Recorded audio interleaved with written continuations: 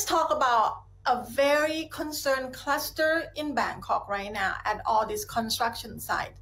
The Thai Real Estate Association and related agency just discussed ways to control the spread of this COVID-19 among construction workers, because right now there's rising numbers of them at every site possible.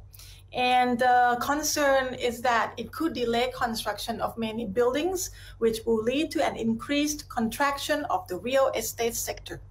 The CEO of the Bulk One Group, Pathai Padungtin, said that Thailand's real estate construction is worth an average of 1 trillion baht each year. Therefore, the COVID-19 pandemic, which has put most construction work on hold, will eventually further contribute to the country's economic slowdown. He feels that the government should help small contractors to verify information on their construction workers' whereabouts using the Thai Chana app, while contractors should reduce the number of workers on site.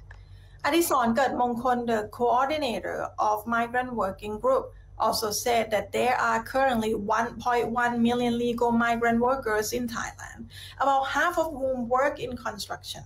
Most worker housing facilities are less than hygienic, and the workers do not have adequate access to medical care, which means that infections are likely to increase. The president of the Thai Real Estate Organization, Pornarit Chuanchaisit, said that there are many more construction workers than medical personnel, so vaccinations may not cover all of them or contain the spread.